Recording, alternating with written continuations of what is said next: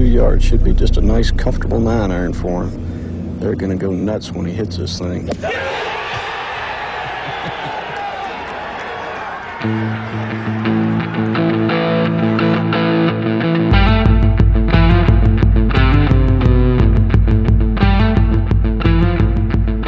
Yesterday's price is not today's price. Yo, yo, yo. Ladies and gentlemen, golf fans all across the internet, welcome into the Preferred Lines podcast. My name is Joe Idoni. Thrilled to have you here tonight. We're going to talk the 2024 ZOZO Championship. The PGA Tour has made its way far over the pond to Japan for the only international leg of the fall swing here. Best field we're going to get remaining in the year 2024, limited, no cut. Happy to break down the event for you. Coming off another second place during the fall swing on an outright ticket. The story is the same. The vibes are still good. The vibes are still high. We breathe and spew positivity on this program, and I'm going to do nothing but keep that up. Thank you for joining me. Got to mention the show proudly presented by the good folks over at Rotoballer, the PGA team. I know Byron and Spencer are live now on their YouTube channel, breaking down everything from a DFS perspective. Hopefully, I'll get you covered on the odds board. Plenty of articles up this week. I've got a full course preview of the Accordia Golf Narashino Country Club. Strange name, but we're going with it. All 5 words is up now, completely free, as well as my top 10 power rankings for this week. We're going to get to all those players in the field in just a second. Shout out to the good folks over at Rotoballer. The promo code is at TourPicks if you want a 10% off, additional 10% off any PGA premium subscription over there. Great to have you with us. Thanks to the folks there for always supporting the show.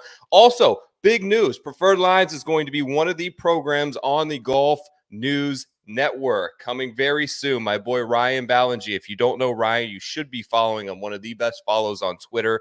He has founded this network. Ryan worked at Golf Channel for years. He has built this thing from the ground up. They just launched, or they're hoping to launch later this week when the news breaks, on their first streaming platform. 24/7 golf news, programs like this. He's going to have you covered from every angle, from course architecture to just fun videos, as well as betting content. You will see this show on that programming as well. Shout out to Ryan and the good people over there. Okay, let's talk a little ZOZO. Before we do that, had my friend here on the show a few weeks ago. Enjoyed the talk greatly. He's insightful, but more than anything, he's fun. And welcome back to Preferred Lines. Off a little bender in Buffalo, but that's how we like our guests here. Kyle Hewett, what's up, dude? How are you? I'm doing well. It was a good weekend in Buffalo. Was there for an engagement party. I'm glad I'm back in the comfort of my own home and excited to be talking ZOZO. In a nice New York Giants hoodie, how was your experience at a Buffalo Bills tailgate, my friend? It was definitely an interesting place to be. People in Buffalo are crazy. Like, I think everyone I've met from Buffalo, and they're fun. It's like a good kind of crazy, but everybody from Buffalo that I encountered this weekend loves to drink. They love the Bills and they love the Sabres. So it was a good weekend. Got to see some old friends. I had not really anything in the mix in terms of Shriners. I had Gary Woodland and Harry Hall, who kind of for a second maybe looked like they could be in the mix, but when I was kind of Saturday night was the big shebang of the weekend. So I wasn't really actually paying all that much attention. And when the tournament stopped, Poston had a lot of holes to play. So Woodland was kind of in it then. And you were if Poston goes slow tomorrow, maybe some guys come back, and he didn't do that. And ended up finishing really strong. So shout out to all the people that had Poston. Sadly, I was not one of them. Shout out our boy Brian. Great pick. Shout out Ben Cooley, Steve Bamford, a couple of our friends from overseas as well. Good pick. Dude, I can imagine that a Bills game is a lot of fun. I'm from Cleveland, so I've been to plenty of tailgates with passionate fans. Bills fans it's kind of like Cleveland fans, but they're just maybe less sad and angry, but the passion is there with both fan bases. So good for you to feel that throughout the whole community. I had an interesting weekend. Did you see my feed? No, what was Oh, I'm a Giants fan. I barely watched the Giants game. Like I was a mess yesterday. So this wasn't football related. This is okay. family related, my man. Oh, Um, wait, I did 3 see nights, my comment. Eras Tour. T Swift is in Hard Rock. My daughter, she's 5, had to go. Had to go. We're scouring tickets Friday night. Nothing came through. My wife thinks we got tickets. We got tickets on StubHub Saturday. They go there early at like 4:00 to tailgate. Not tailgate, but they just go there to enjoy the experience. And they're worried about parking situation. These bastards, StubHub, Kyle, left them hanging. The show starts at 7, 8:00. We're on hold. I'm calling. My wife's on hold from there. I'm on hold from here, trying to talk to someone in customer service. It takes almost 2.5 hours. The show's almost over. They went all the way down there. Never sent the tickets. Did nothing to help out. I'm like, dude, you got to do something. Give me tickets for tomorrow. That's against our policy. That's not the protocol that we do. We'll send you a refund. I'm like, I got a decent deal. What's happening is like people are posting their tickets on all these apps and they just take the one with the best price and screw over everyone. Had the same situation happen. My wife got tickets again at 1 a.m. that night for the following day. Those got voided out. Those were fraudulent. Happy ending to the story. We finally got through. They finally came through Ticketmaster. Nightmare situation, but baby girl went to see T Swift, so they had an amazing time. I actually, when I had a few beverages, commented. I completely forgot what you were talking about. I commented. Yeah. I think I said at StubHub, you people are sick on one of your posts. So I did actually see that. Terrible. But it shouldn't be allowed. I mean, the prices are insane to begin with to go to her. I feel like she can do something. Like, I feel like normal artists, okay, if it's, like a big artist, but not huge, but a radio artist, yeah, like you don't want to get blackballed by Ticketmaster and StubHub. And then they say, okay, well, you can't use this venue if you don't use Ticketmaster. You can't go to Hard Rocks. Dude, she's big enough. She could totally like I think she sort of revolutionized like how artists are paid with Spotify a few years back. Like I feel like there can be something. This is a crime. What's going on there? The amount that we paid, I should say, in fees just to StubHub was more than the price of the ticket should have been. Over $1,000 just in fees. It's the worst. Like I've done that for other tickets, and like you're like, oh, like this isn't that bad, and then you like add it to the cart and you go all the way through, and you're like, oh my god, this is actually terrible. There's like $250, $300, whatever dollars of fees. So I mean, you're right. She's big enough. I feel like she could block off 5,000 seats and give it to people who or put that in a lottery system or something like that. Like she's worth plenty. She's made her fair share. So. She had a good time though, man. Heartbreaking. You'll know if you have kids one day. Like heartbreaking as a father to like just to see her go through that. Like I'm like, oh my god, it just tore me apart. I'm like, how she's all the way down there. She's dressed up. She's got the beads. She's got the bracelets. She's got the glitter. She's got the hair. So excited, dude. Like I couldn't take the smile off of her face, and she was a trooper through the whole thing. So. Well, hey, you delivered. You delivered at the end of the day. Playing hero ball. So you love to see that. Speaking of not delivering, I had a strong take on Taylor Pendrith last week. Delivered for the first round leader people, not for the outright people. That's me. Had a good take on Doug Gim last week. Didn't deliver. Had a good take on Gary Woodland last week, as did you. Like all three guys played really well, and at one point in time, I'm like, they're gonna win this thing. That's kind of been the story of my fall. Like I think the Sanderson was I had Mitchell and Hostler who were like, it was like one or the other had to win the Sanderson, and Kevin Yu comes out of absolutely nowhere. It's been that kind of fall for me, man. How's your fall going? Fall has not been good. Well, good, like, generally speaking, like life has been good in the fall, but outright betting in golf has not been. I've been way too deep into the DP World Tour and nowhere close to hitting it out right there. That is like outlawed. That is, the breaks you get out there. I joke with Brian, our friend, and we say like, going into the Sunday with the lead at the DP World Tour, no matter by how many strokes, you're guaranteed to lose. You're Yes. guaranteed to lose the tournament. So, but no, I actually had a really good year last year. I had a good fall last year, but I have not had that much success, in terms of the fall. But the last time we spoke, I had a winner. So hopefully we can rekindle some of that, flame, that outright flame that we're both kind of looking for. And I know you've been knocking. There was a few weeks where I've been like, dude, you had 1 week where I feel like you had 3 guys that finished second place or right there. So process, man. It's all about process. Betting is some would argue that betting is all about results. If you're not hitting bets, you talk about process. So that's where I'm at right now. The process looks great right now. Looks amazing. Looks amazing. The accounts are dwindling. We're replenishing, though. We're replenishing weekly. We're going to get it this week. Before we do so and kind of get into the ZOZO, which I'm super excited about. I think it's the best field that I mentioned that we see all fall without a doubt.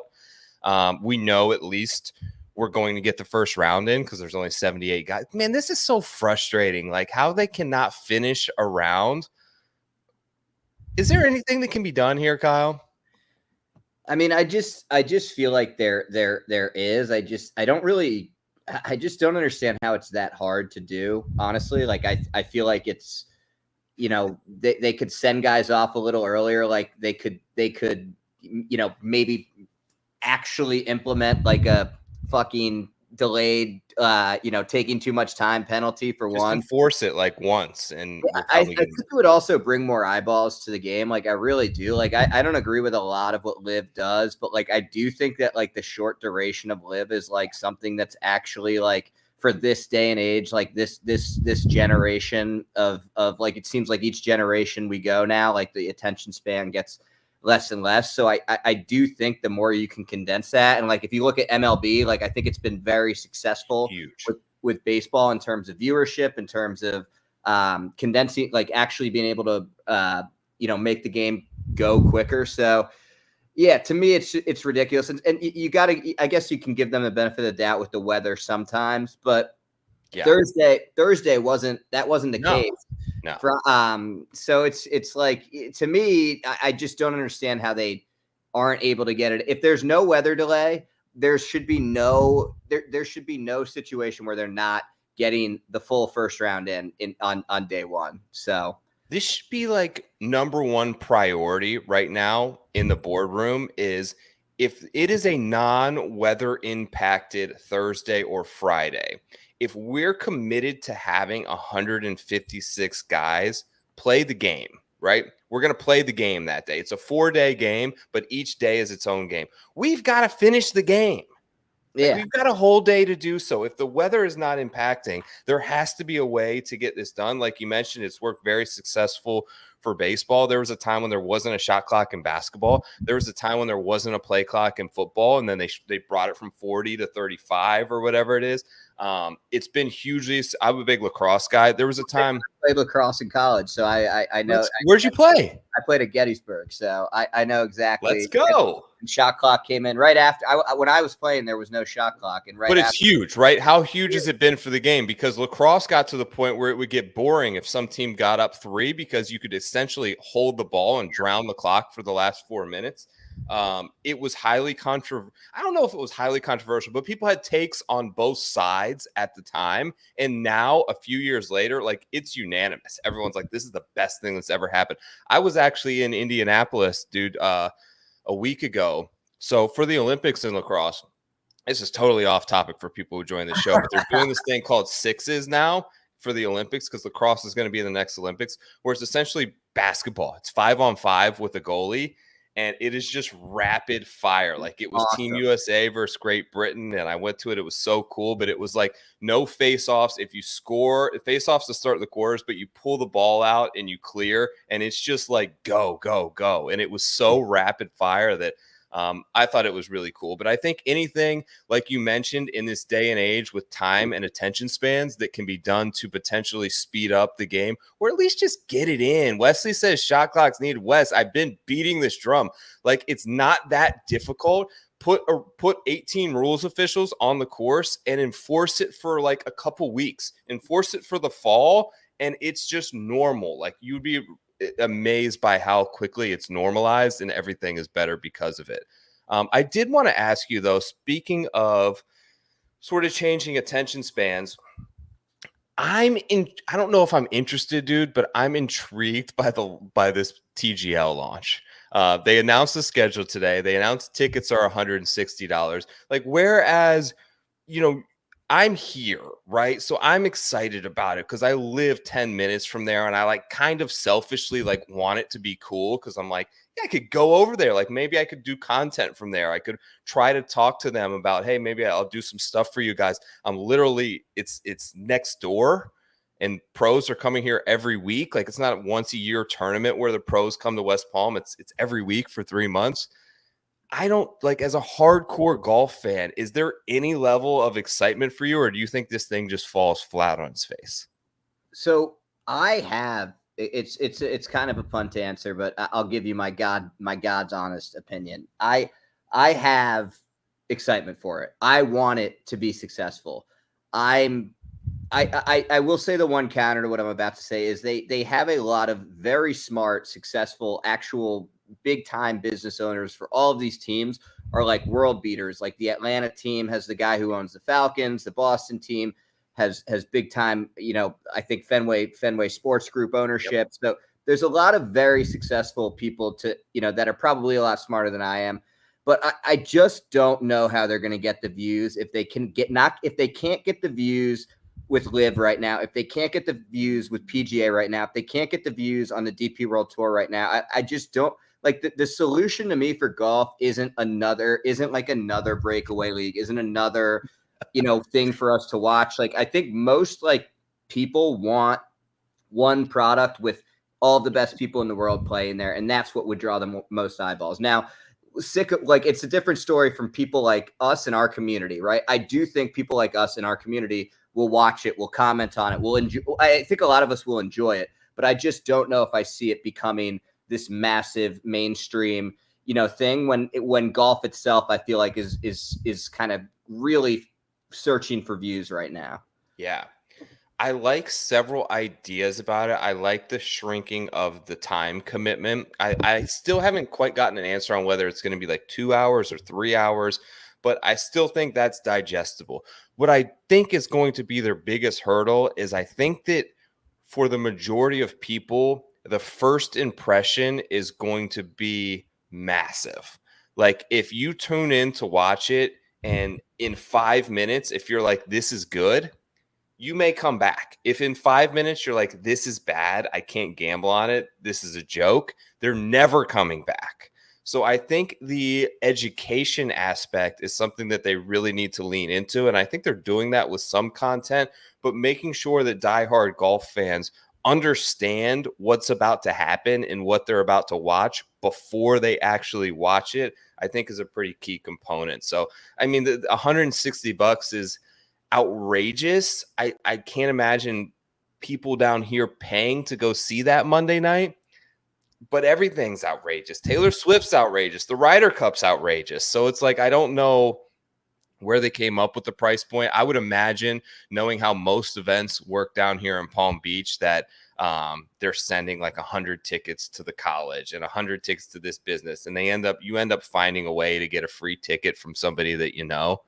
But they're going to try to get people in there. And I think the price point could be a little bit of a hurdle for them. But I think the biggest hurdle is getting people to watch on TV, to be invested in their product almost immediately. And you have to do that with gambling. You have to do that with betting. And bettors like yourself, like myself, like the people watching this show aren't going to put their money on it if they don't get it. Yeah, I agree with the betting thing as well. Like, I think they lean into that as much as they possibly can. How big is the stadium? Do you know? Is that like part of it? Like, I don't know the seats. So, actually, my father-in-law works at the school there, so he's been like sending me pictures all the time about the build out. So they've gone with more of they tried the soft structure, and the TGL has been in this battle with the school because basically they built it on the grounds of the school because that allowed them to get it up quickly, because if it's on a campus, they don't have to They don't have to do like any of the stuff where the like pass the inspections from the city and stuff like that. Like campuses and universities are kind of grandfathered in. They don't have to pass and get all the city plans and the people to sign off on it. So that's why, so they could build it quickly. So when the soft structure collapsed, the school basically came back to them and be like, yeah, to make this an actual building, it's going to be like 10 times the cost of the soft structure. So for a while there, he was like, I don't know if this is going to happen. It's happening. It's built. Apparently the inside looks pretty sweet. I don't know the amount of seats, but I was asking for a price. Maybe if it's like, I mean, we're so used to stadiums being 20,000. I can't imagine it's 20,000, which would lead me to believe maybe that's also part of the reason the tickets are slightly higher, just because there's less of them to give out. I would say around 2,500 people would be my guess. Yeah, then I definitely think that that's part of why it's like 165 probably. Yeah. All right, so let's talk ZOZO, dude. I'm excited about this tournament. The course, let's touch on the course first, because I think visually what it gives you is sort of a uniqueness that isn't monotonous like we see on most PGA Tour courses. Like I found the Black Desert a few weeks ago like refreshing from viewing it, because it's like, this doesn't look like what I see at the Pro Tour and the Sanderson at the Shriners. This place kind of has that. Like the Zoysia has like a hue of green that like we just don't get over here. And you get those tall looking sort of ancient pines. It's like a traditional Parklands course. Pretty open off the tee. Like I mentioned, 78 players in the field, no cut style event, $8.5 million purse on the line this week, which is the biggest of the fall swing. I think that part of what attracts players, no cut, big purse, guaranteed FedEx Cup points where you don't have to sneak through the cut. That's how they get players like Thomas and Hideki. Hideki probably commits either way, but to commit. Good variety of holes, Kyle, which is also unique. Like it seems like a lot of times, like at the Shriners last week, it feels like all par fours feel the same. It's not the way here. You have 4 of them that are under 405 yards, short scoring opportunities. Then you have 5 of them that are absolute brutes, like over 490, that are extremely difficult. Like I mentioned, the trees kind of give it a corridor-like feel, although you can cut some corners. Interestingly, Data Golf, even though there's not shot length data, has driving distance as the most correlated attribute to success. I think I mostly agree with that, but I think for me, more than anything, is this is a ball striking test. When you look at Hideki, when you look at Morikawa, when you look at Tiger, 3 of the best ball strikers that have been around in the last 20 years right there. That's what this test is about, tee to green. Obviously famous for sort of the dual greens, although, of course, that is not in play. They are smallish, like 5,000 yards, bent grass greens. I think the other interesting element is incoming short-term form is somewhat important, and it's a little bit nuanced. So each of the last 4 winners have had a top 8 in their previous 3 starts. That said, they have struggled coming in. Like Keegan missed 3 out of 6 cuts before he won here. Morikawa was in this mode last year. I think he was like 30-1 when he won this thing last year, and he's 8-1 now, where he wasn't playing well at all. Hideki, even before he won here, was in the midst of a brutal run. I had it up here earlier. Let me pull it up. Yeah, before he won here, Hideki was playing. He was playing the fall swing. That's how bad he was playing. He played the Fortinet T67 at the Shriners, 59th at the CJ Cup, and then he pops off and wins this event. So, well, I don't think it's a prerequisite. I think at least one start where you show positive form is important. Do you have anything that you have on course notes here to kind of add along those lines? Yeah, I mean, I think it's a really beautiful course. You know, shout out to Andy, who I'm always listening to. You know, he says that they keep this in terms of like the grounds crew there. They keep this course in, you know, incredible shape. That over there in Japan, you know, they're very serious about kind of the course well keeping and golf architecture, all that good stuff that he loves. So, is that the reason for 2 greens? I maybe is it a maintenance thing. Maybe it's maintenance, or maybe it's the ability to like they have the ability to just play around with the pins more. Like I was thinking. Yeah, I was wondering if it's a strategic element to add some complexity to holes, or if it's strictly like, I know Japan has pretty like big swings in climate. Like I was wondering if they have like, this is probably sounds stupid. We probably need Andy on here, but if they have like a cold weather green and like a hot summer green and they like bounce them so that at least they know that one is in pristine condition all the time, or probably it's a little bit of both, right? I was going to say it could be a little bit of everything, honestly. You know, both the ability to kind of, you know, if part of the green gets damaged, to kind of put the pin in an entirely different place, and just more generally speaking, have a lot of space. But I think the interesting thing to me, that the two things to me that I've seen from kind of Gracing over this from a stats standpoint, not that there are actual stats here, but from what I've been able to dig around in terms of GIR stats and putting stats and driving accuracy stats and things like that, is you don't need to drive the ball straight here to have success. And like Morikawa, like I'm sure you heard this stat going around, but I think it's a good one just for people like out handicapping the tournament. Like I always like kind of like little nuggets like this. And like, I think the stat is he hit literally 35% of his fairways last year. And he was fourth in the field in greens and regulation and like second in putting or something along those lines. So he's notoriously a guy who hits a lot of fairways and wasn't hitting a lot of fairways. Now I don't think that's to say like hitting fairways is a bad thing. Like I think hitting fairways is always a good thing. But I think if you're worried about guys and like a few guys specifically that I bet on, one guy in particular who I'll talk about later, like if you're worried about a guy off the tee, like in terms of maybe they're not driving the ball incredibly well and at this current moment, I think this is a course where you can kind of get away with that a little more than your typical course, and your iron play can bring you back up to forms or bring you kind of back up in terms of to the top of the leaderboard. The other thing that I think was interesting in terms of is if you just look at like guys who've won here, and like a lot of them are like, we talk about like team no putt and courses like where like, you know, you hinted at this in terms of like ball striking matter more. Like, I just think it's interesting to me, like Collins won here, and Hideki's won here, who both of whom are like notoriously not great putters. And I was just looking at like a list of other guys, like Brendan Steele, terrible putter. He has a second here. Cameron Tringale, terrible putter. He has a second here. Matt Wallace, terrible putter. He has a fourth here. Gary Woodland, terrible putter. He has a top 10 here. Yeah. There's a lot of guys who just like aren't great. Cameron Champ, eighth here, terrible putter. Hayden Buckley, fifth here, terrible putter. Emiliano Grillo last year, fourth here, terrible putter. So or 2 years ago for Grillo, but he's also got a top 10 here. So it's just interesting.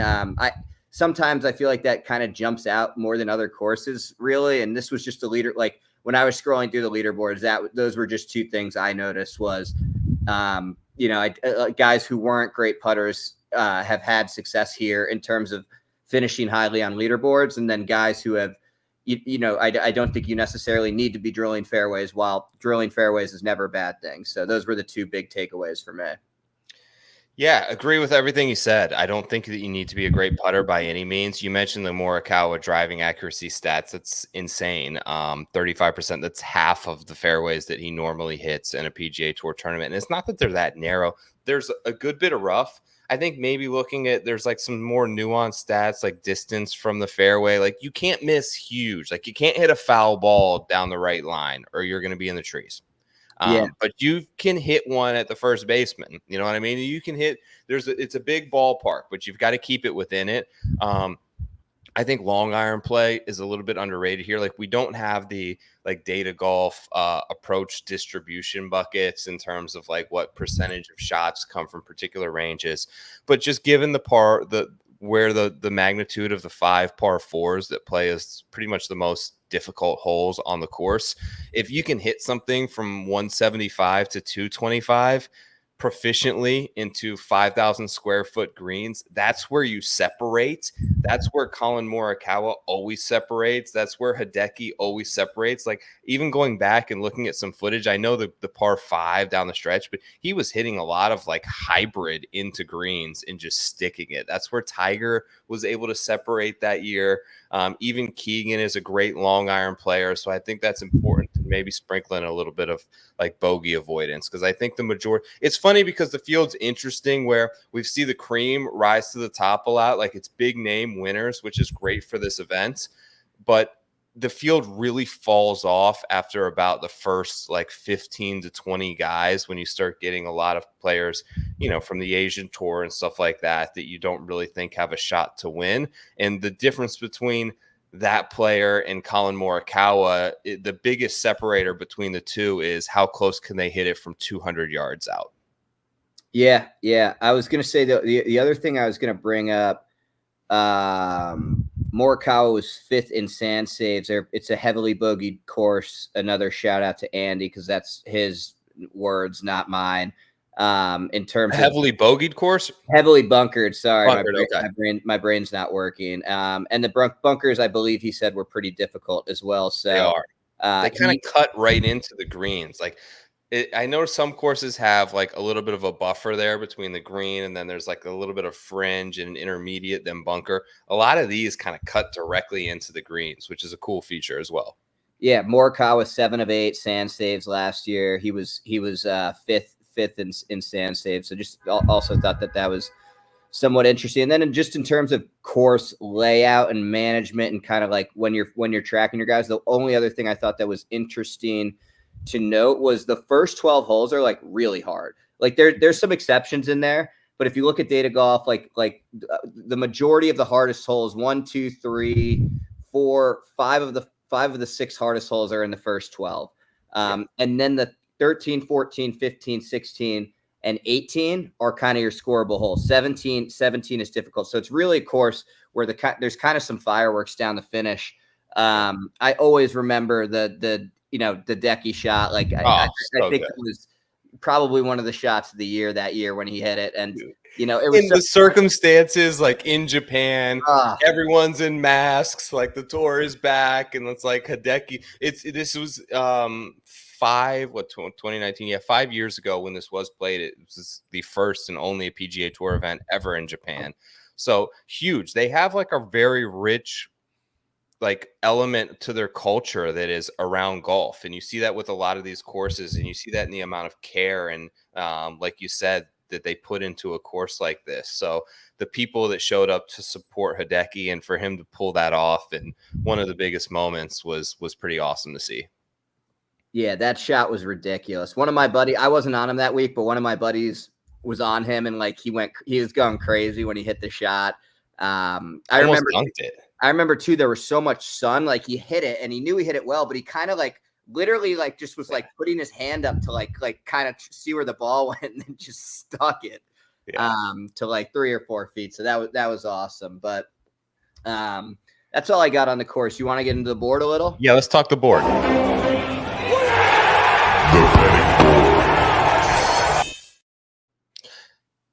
Top of the board, ZOZO Championship. You have the clear second best player in the world, Xander Schauffele at plus 450. Have seen some 5-to-1s out there if you're willing to shop that around on some offshore action. Morikawa at 7-to-1, Hideki at plus 850, Sung J M 14-to-1, Sahith Theegala at 18-to-1, Justin Thomas at 20. That's your top 6 in the crop under 20-to-1. Kyle, are you inclined to go to the top given the history at this event, and who do you like? I'm not inclined to go to the top. I mean, I personally didn't go to the top. I'll talk about who I went to because he's basically right, like as my first guy in after I talk about the top of the board. I don't not like the top. I didn't want to pay under 10-to-1 for any of the guys. I was strongly actually considering Hideki before I saw the odds. He's playing like sneakily well. Like I think he withdrew from one tournament, and that kind of threw people like through the scent off of like how well he's actually playing. Like he always does that too. Like that's like a totally normal occurrence for Hideki. I don't see him ever withdrawing from a tournament when it's in Japan. Hideki, obviously, there you go, Ryan. One of the sharpest minds right there, and on golf Twitter. But yeah, he's playing like really well. A course where you can kind of spray the ball off the tee. That's typically like something he gets in the most trouble with. A guy who's like, typically new team no putt, but who's actually been putting a lot better since he switched putters kind of towards the end of last year. I think like if I were to pick a guy at the top, that would be the guy I would go to. Colin's also like, I mean, in incredible form. He's really chasing for another win. I mean, he was probably the best guy on the tour last year. After, if you look at like guys who didn't win, not in the fall, probably had the best season of a guy who didn't win a golf tournament. Played incredibly well at the Tour Championship. Clearly has played well here before. Played pretty well, I think, at the President's Cup. So I think that he's definitely another intriguing guy. I'm never gonna personally bet somebody who's 4-1 in a golf tournament. I just don't see that as a sustainable way over time to make money betting on golf. I totally could see Xander Schauffele winning this tournament. I think he's very live to win this tournament, but you kind of got to pick and choose your battles. So if I were betting one of the guys under 10-1, it would probably be Decky or Morikawa. I wouldn't go to Schauffele. The first guy I bet on though was I took a 33 on Kitayama first thing this morning. Okay, I got a 30. So okay. Good on you for the 33. Yeah, so he's killing the ball. Tee to green recently. And it's not just in the fall. Like he's playing incredible in the fall in his starts, but it's been sneaky good form for a while for him. This is a course that if you look at the winning score, a lot of times it's kind of like under -20. It's more closer to -15 a lot of times than it is -20. And I like that for Kurt Kitayama. I think he's actually a guy who will play better on tougher courses. You know, obviously you can hint at or reference the win at Bay Hill. But that's just kind of what I see with him. He's a guy that can get loose with it off the tee too. And I don't think that will hurt him as much here. And his iron play, I think, can make up for that. He also was in like second place, I believe, heading into Sunday here last year. I'm like 95% sure of that. I'm going to leave 5% room because of the bender in Buffalo. Still, brain's not 100%. But I'm very confident that he was like second here, but he shot +3 on Sunday. And Morikawa shot -7. Like he ran Morikawa. You know, he choked a lot of tournaments away, but he had an incredible Sunday here last go around. So that was my dissection of the board. I'm not in on JT. Theegala, it seems like a good course fit for him, honestly. Like, but like he kind of like was sketchy at the President's Cup a little bit. Yeah. So we'll see. But he does have good finishes here. But that was my thought process at the top of the board, just to touch on kind of everybody there. Love it. So in on Kitayama, like I said, I got 30. He ranks second in the field for me on approach play from 150 to 225, which was that sort of key metric. Also top 5 tee to green over the last 24 rounds. Checks the box for the incoming form, 9th at the Shriners. Although you mentioned he was leading after 3 rounds. I think he was second heading into that final round at the Shriners as well. It may have been before the guys finished. Right up there in contention in Las Vegas. Played pretty well at the top 25 at the Black Desert, 2 top 30s at this event. I thought it was the best value when the prices dropped this morning. Just to touch on like a couple of quick takes on the guys that I have at the top.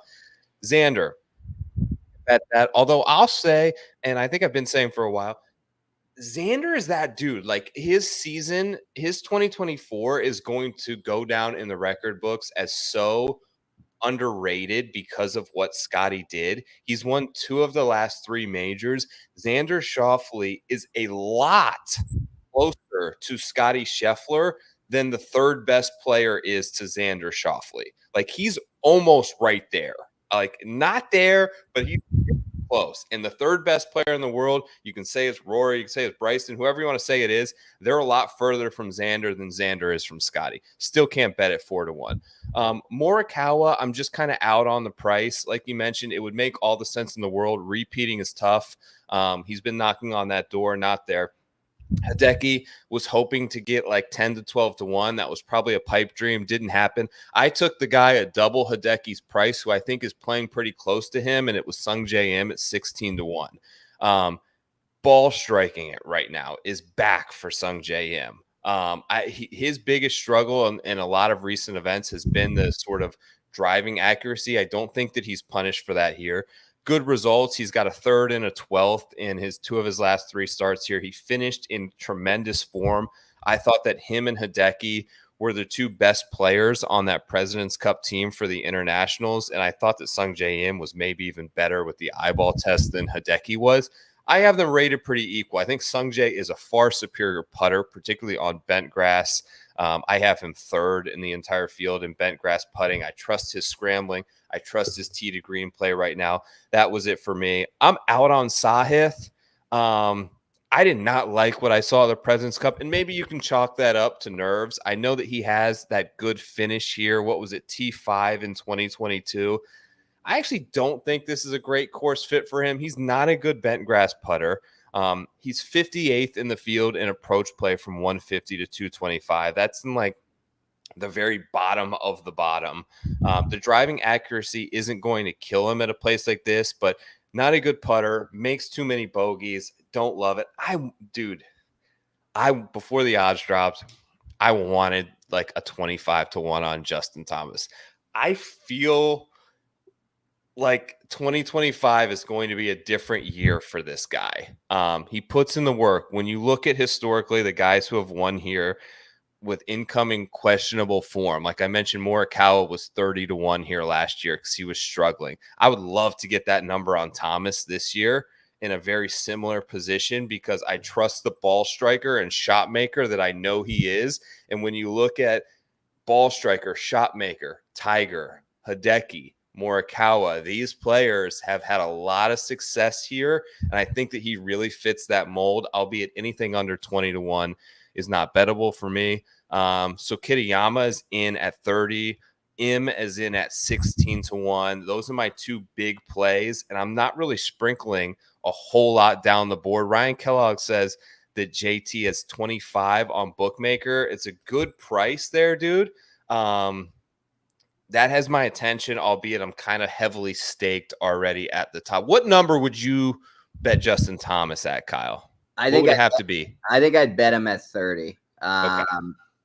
I'm like almost there with JT. I think he's shown a lot of good form, but I feel like we've been chasing JT at a good number for so long, and like I feel like I have to let him beat me at this point. Like I do think to people are out there thinking about betting him. The course fit thing, I think I agree with, and like he's a terrible putter, and like if I agree with this narrative that it's a course where you don't have to be as good of a putter, and the other thing he gets in trouble with is he can get loose with it off the tee. Those are his two biggest weaknesses. He typically does everything else well. Like that's the sell for JT. So like I totally get the sell for JT. There's a guy further down the board and triple his number, and it's like very similar, if not the same sell. And I'm Gary. It's Max Homa for me. Okay, all right. Talk to me about Max because I wasn't there. Okay, so I'm skipping down the board obviously a little bit. We can jump back up because I do have a guy in between, but like Homa to me is a guy who like I'm just a long-term buyer of his talent. I think that he is way better than the number you're betting him at. And I obviously like buy low stuff. Like a lot of times it doesn't work, but there's a lot of examples of it working in golf. Bryson at Wingfoot, yes, it was like a perfect course fit for him, but he went off at like 30-1. He never probably should have gone off at that. Morikawa, when he won the Open, drifted to like 55-1. Morikawa went off at like 55-1 at the Masters last year, almost won it. Homa went off at like 80-1 last year at the Masters, was in it for a long period of time. So there are a lot of times where I do think like buying low on guys with what you think is like a lot more talent. And in this field, like he's right next to Harry Hall, dude. Like I can't even believe he's in between Harry Hall and Patrick Rogers on the board right there. I will say like his best finish last year was at the Masters, a course where you can kind of get a little loose with it off the tee. His worst, like what he's been doing the worst for the longest period of time has been the driver. He just reunited with his old swing coach, who he had the most success with throughout his entire career. I think so. He's out on Blackburn. This is a different guy. He's back with the guy that he was with before the guy he made the change to. So the guy that he has had the most success with in his career, he went back to the guy who was his original swing coach. And in the first, I think, start that he had or maybe he's had two starts, but at the President's Cup, and these stats are probably bullshit, but I'm going to reference them anyway. He gained like 6.5 strokes on approach. So really good.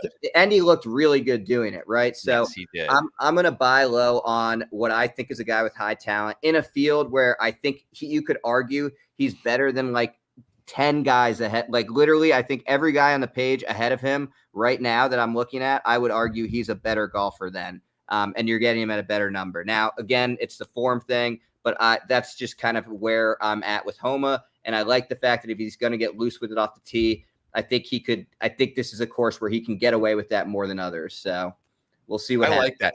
Here's the thing with the buy low narrative is I try it all the time too. It's one thing to try it like mid-season at like the Memorial when like everyone's in this mode of like I'm playing every week or every other week. I think there's a different element to it now. Like, and this is hard to handicap, but if you are going to look into a bit of like motivation and what's happening in their world this offseason, like Max Homa and Justin Thomas, in my mind, like if I'm them, you have to be going like full bore, getting after it, practicing, lifting on a regimen. Like you have to be doing everything you possibly can to regain what you lost. Like when you look at the top guys in Morikawa and Schauffele, yes, sure, they played great at the President's Cup, but the last time we saw them before that was the Tour Championship, also a weird format. Then they played one match play event. Like, I don't know. I just feel like if there's a spot to buy low on someone and play this sort of angle, it's probably during the like one event that they come together in the fall swing where you have no idea what the last 4 weeks have looked like for most of these players. You can probably trust that the guys who have seriously been like putting in the 6-hour days are the ones that need the most work. Yeah, and I was going to say, just to back your point, like I would rather do this buy low stuff, like, and I think this is exactly what you were saying at the beginning of the season, right? Where like guys have been working on stuff, right? I mean, I think that you like a lot of times I get, and I've made this mistake too. I do, and I don't always think it's a mistake, but like I see it backfire more. Like when we have all this data, and you're like, wow, that's a great number. This guy's a lot better than this number, but you've seen him play like four or 5 weeks in a row. It's the middle of the season, and he's just clearly lost. Like I think Homa truly did seem like he found something at the President's Cup. I do like the kind of the fact that he reunited with this old swing coach because he was really struggling with his swing. And I think that this is the kind of a course where I'm willing to deploy him at. So that was the whole sell there. I do get the JT thing. I wasn't personally able to get there, but I don't not like the bet. It's a good point on triple the price there because you're right. When you're playing 4 out of 5 weeks, you're not making radical swing changes or club changes or equipment setups or all this kind of stuff. You're doing minor tweaks and just trying to make a cut at that point. This is the time where you can change the shaft in a couple clubs. You can change the lie angle. You can experiment with things to try and get right for the new season. Going back to sort of this sort of mid-range, he rated out scary well for me in my model, but I can't go back to Doug Gim after last week. I have some interest in 45-1 JJ Spawn. Okay. I like he's been really awesome at that approach play range that I was looking at. Number 2 in the field. He's making a ton of birdies. I feel like he's picked up a little distance. He's posting good results and he's playing every week in the fall. Now, has one of those tournaments been like the one where you're like, JJ Spawn is going to win this? No, but they've consistently been top 25s. He did have the T3 at the Wyndham. He's just gaining strokes on approach in nearly every time that he tees it up right now.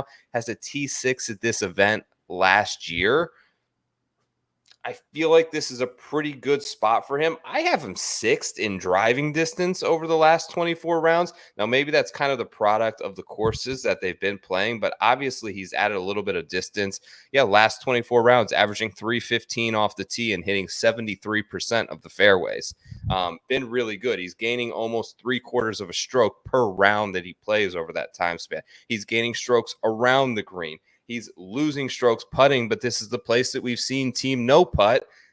Any work on that sell there for JJ? No, I like it. And I've been on, I didn't get to JJ, but he was definitely a guy I was looking at and a guy that I've been on already in the fall. So like I'm I've been seeing some of the stuff you've been seeing, and like the irons have just been really pure. And it's funny because he's normally a really good iron player, and towards the like last year he had I think he really like, I'm probably like over exaggerating, but like from what he normally does with his irons, I think it had to have been like a historically bad iron year for him, because typically he might not be the best golfer in the world, but typically it's not his irons that are his biggest problem. And last year it really was. He's kind of found that iron game again, which is what makes him, I think, a good golfer. I do like the fact that he has success here. I went to a guy right next to him instead, kind of like a very similar sell. I went to Siwoo at 40. And he just like, it's kind of like the post President's Cup narrative, honestly. Sure. He just like kind of blew my mind I think a lot of people's minds at the President's Cup. And it's similar, like very similar in regards to his irons have been really, really good lately. Really all of last year, he had great irons and he had like no really impressive finishes. But like, if you looked at like his actual stats throughout the year and you kind of excluded putting from that, and you could say this for other guys too, but like he had really, really good numbers last year, minus the fact that he didn't have any big finishes. If this is the same thing we've been talking about, Team No Putt, I like him on this sort of course. And I will say, to back up Doug Gim, not that I'm betting him, I mean, this like course makes sense for him. He always models out well for me. So it's like kind of like a catch 22 situation. I think, like, I don't know what to do with it. Yeah. But I feel like we have to let Gim beat us at that number. Like, that's my take on that. I had 65 last week in a significantly worse field in like a home game for Doug Gim, who think his home course is TPC Summerlin. So I'm going to shave 25 points in a field with Xander and Morikawa and Hideki. Sounds just insane to me. You make a great point on Siwoo Kim. So I focus this show primarily on outright bets. He's one of the best. Like, okay, there are guys around him. I'll point out a few. Hostler, Gim, McNeely. If you're going to play matchups in top 20s and this kind of stuff, and maybe even DFS cash games, yeah, those guys will outperform Siwoo Kim a lot. But there is a certain mentality of guys who are, when they're in contention, you can trust that they have the guts and will go for victory. Siwoo's that dude. Absolutely. Fearless. Like, think of the Sony, like when he was, do you remember when he like teed up a 3-wood like 3 inches in the air on the last hole of the Sony? Like, from what he did, he was taking driver off the deck down the stretch at TPC's. Like, the dude is an absolute, like, sees it and goes for it and is full on, will take on any risk because he understands the reward and he's done it before. But you're going to put him at the same price as someone like Hostler and McNeely, who, yeah, can rack up their fair share of maybe top 10s and will T8 from week to week. But you want to bet a winner at the same price at 40-1. Siwoo's going to come through on that number more than those other guys. Yeah, so I mean that was kind of the sell. I do think sometimes guys just like get a little extra confidence from good performances in these big team events. Yeah.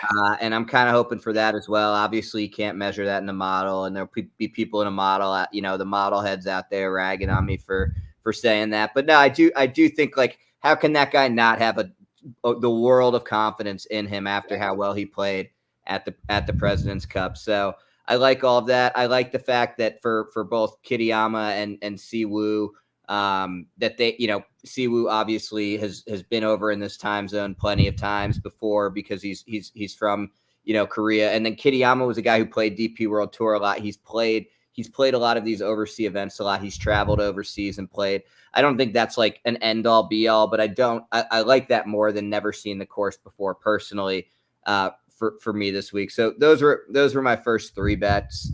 Yeah.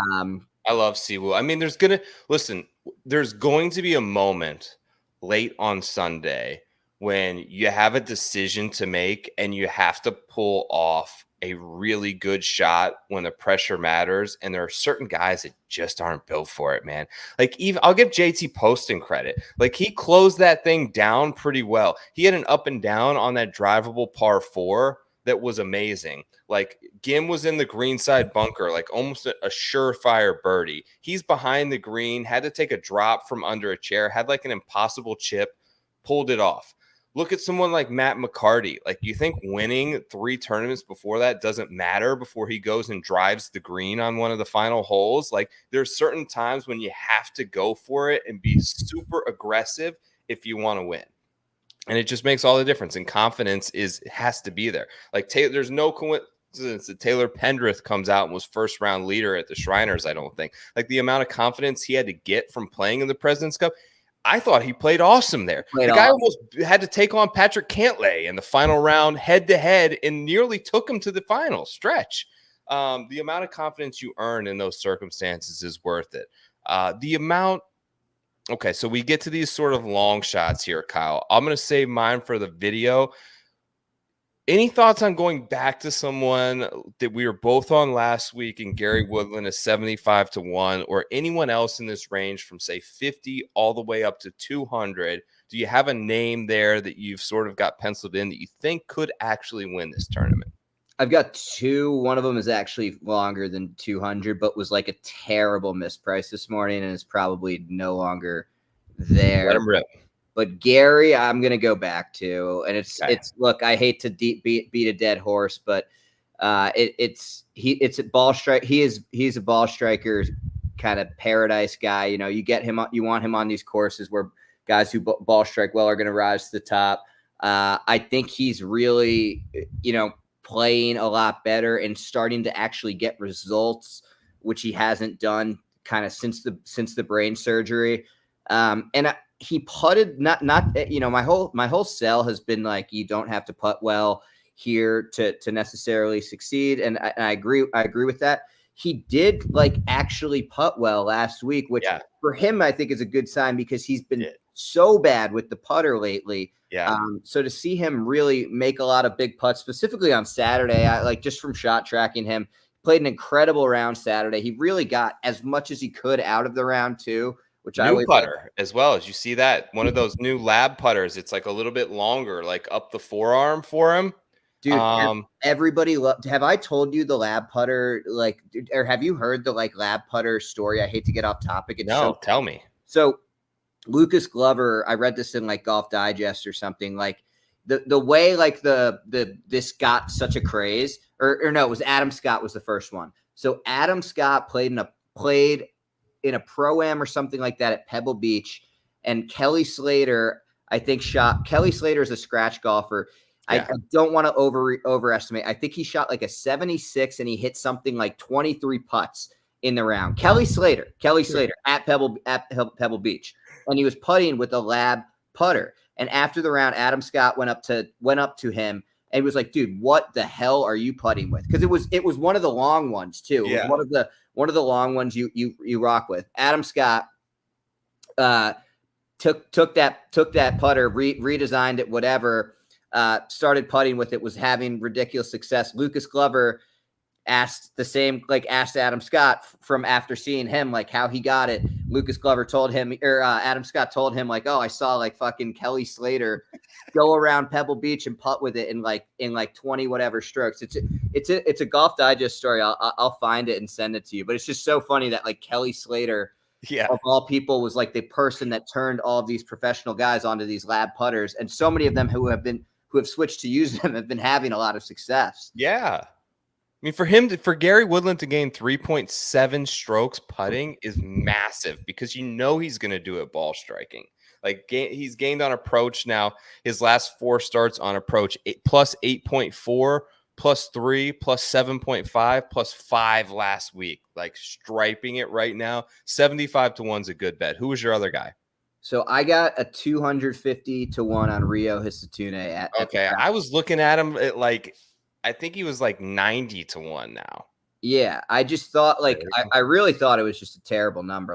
Terrible. Sometimes I just it's Brian and I always joke this guy's probably not going to actually win, but it was legitimately I was looking at the board and I was like, this is just a bad price. He should not be 250-1.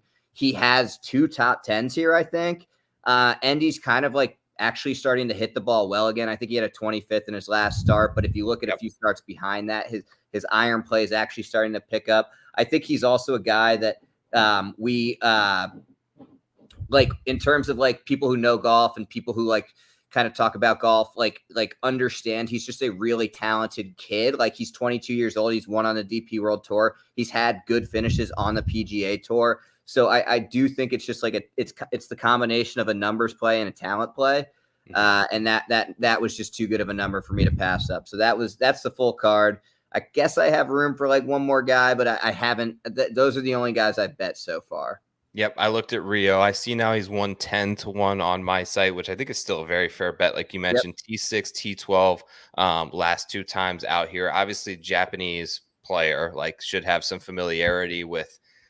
I don't know. It's difficult to go to Japan and just like play golf, especially for guys like Woodland who are in it Sunday to then like jump aboard a plane and reset in a couple of days. Should be very comfortable with the conditions and the elements and the agronomy and all those type of things on this type of course, as has been, showcased by his results here. The only other guy I think that I had some consideration for that I'll mention before we get out of here, KH Lee played pretty well last week, kind of popped out of nowhere, but a T5. He's played this event 3 times with sort of, I think, mediocre success here, but does have 3 rounds under his belt. Kind of checks that box of what I was looking for like one peak start within your last 3 that has been a common thread. Has some wins, has shown the ability to sort of do so. Another player with sort of this area of the country, a little bit of lineage there, 23, 46, 5th, his last 3 results, but that was a big improvement from where he was at in the summer where he was seriously struggling. KH Lee too, another guy who surprisingly has picked up some distance. Actually, he's in the top like 3rd of this field in driving distance, hitting at like 315 on average now. So another guy that packs a little bit of pop and has sort of kind of been crushing the par 5s, which I think is a key to unlocking this course. Love your picks, brother. Thanks again for hopping on the show. I know I kept you longer than I said that I would when you probably could use a nice little night off, but I appreciate you for coming on the show. It's always great to talk to you, man. All the best. Any parting words before we get out of here tonight? I have one more parting, tout or whatever you want to call it. DFS probably play better than an outright. Kensei Hirata. He is the youngest winner of the Japan Open. He's got 4 wins in his last 10 starts. He's 7K on DraftKings. He's like 150-1. Played here last year, finished 6th. I think it's a good long shot flyer DFS play that nobody will be talking about, but I could be wrong. So that's my last bit. Thank you for having me on. Always appreciate talking it up, and down to do it again whenever you're in need of another guest. 7K flat. My man came prepared off a bender in Buffalo with the Kensei Hirata take. You are the man, Kyle. Thank you so much. Appreciate your friendship and always being willing to hop on the show. Talk to you soon, brother. I'm out. Anytime. All right, gang. Awesome to catch up this week. Good luck at the ZOZO. Got to mention, obviously, Golf Newsnet coming out this week. Check that out. Check out Rotoballer PGA. Give them a follow. Make sure to go over to their YouTube page and subscribe if you want my full rundown of my 3 long shot picks this week for the ZOZO Championship. You guys are the absolutely best. A like and a subscribe goes an extremely long way on the way out of here. My name is Joe Idoni. This has been another episode of the Preferred Lines Podcast. Good luck. I'll catch you next week. We're continuing to grind out this fall swing. You guys are the best. Peace.